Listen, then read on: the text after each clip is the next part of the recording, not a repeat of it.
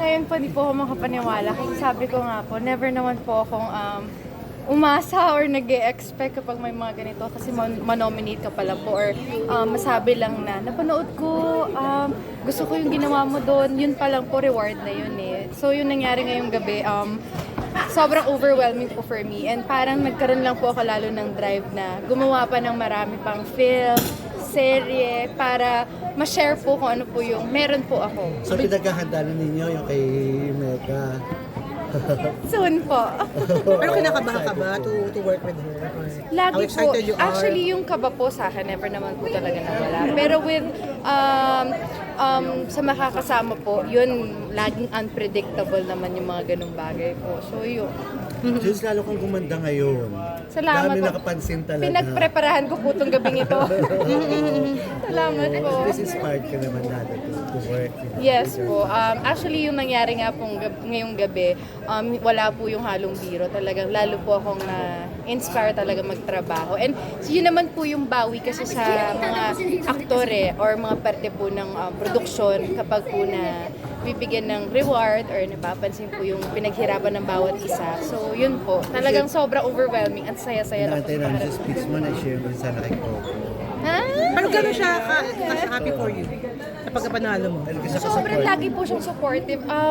Lahat naman po siguro ng napuntahan ko rin po ngayon, narating ko po ngayon, parte rin naman po siya dahil una po ang walang hanggan, siya po ang nakasama ko doon hanggang nung nag-extra pa lang po kami na rin yung magkasama. So parang parte rin po talaga siya na naging journey ko Saka sa siguro lucky charm na rin sa'yo yung pinadalang flowers ni Coco bago pumunta rito.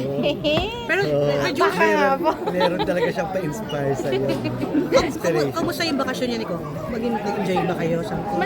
Masaya po. Siguro dahil busy rin naman po siya, deserve naman po niya makapagpahinga.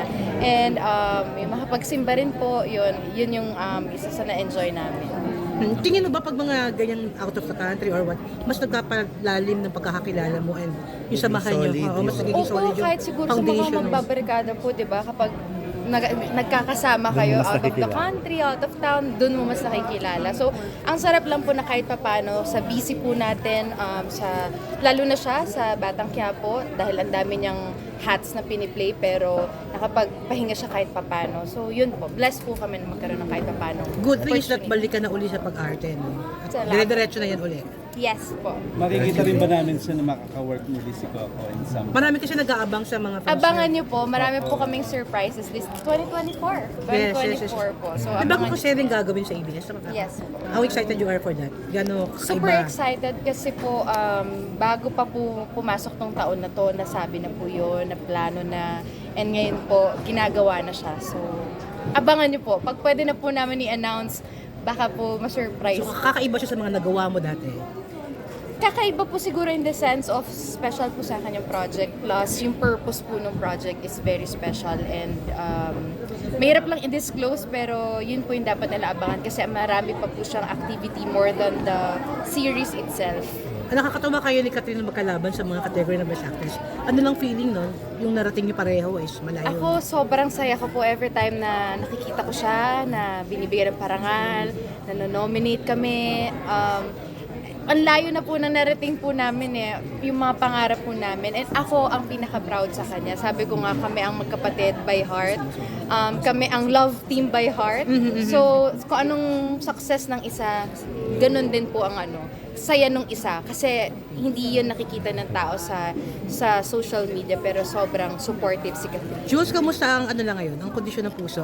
Paano mo describe kung gaano yung puso mo right now? Sobrang saya ko po. Yun lang po yung masasabi ko. Sa lahat ng angulo? Sa lahat ng field angulo ng buhay ko, lahat ng blessing, sobrang blessed ko po and sobrang happy. Looking forward to work with Catherine soon. Yes, actually we're really praying and hoping po na merong magandang project na ibigay po sa amin kasi iba rin makipag-work sa taong alam mo at mahal mong makatrabaho. Totoo. So sana, hopefully soon, meron pong project for us. After ng matapang mo pagganap dun sa 5 breakups, may Kasunod ba? abangan bang masusundan na ganun ka?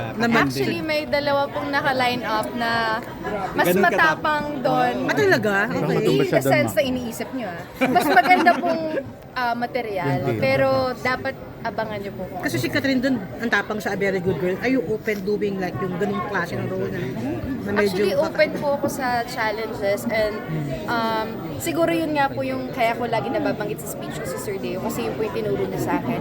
Every time na may challenges, wag kong i-close yung sarili ko sa box ko. Maging open ako kasi sa sobrang takot ko po talaga, medyo yun yung problem sa akin. Pero yun nga po, ngayon sa nangyari ngayon, parang na-realize ko na kailangan ko talagang i-open ang mga bagay-bagay para mas masarap din magtrabaho palalo. Salamat sa iyo. Kaya salamat po talaga sa inyo kasi nga, Thank you, totoo ah. talaga po. Pero beautiful. Thank you very much.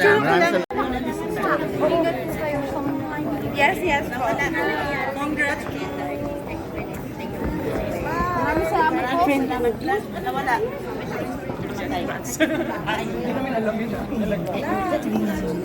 Wala na akala tayo. Siyempre si Gordy ang number one na tiga-pilit sa akin. From day one. Interview lang. Dati pa rin. Congratulations, how does it feel?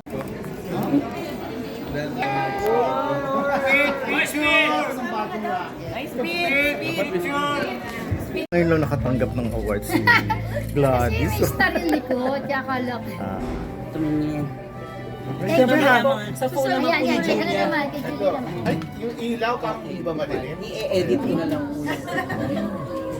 Edit mo yung hindi na nakita si Gladys. Pwede ka sa speed dive. Fairness to you. Guys, iisip niya yan. Oo, nakakuha kami ng angulo sa iyo. Pero hindi ka namin bigyan ng credit doon. I'm sure. Aakinin namin yun. Sandali, syempre, naisip natin. meron kopya. Paano naman ako? Dapat may kopya din ako.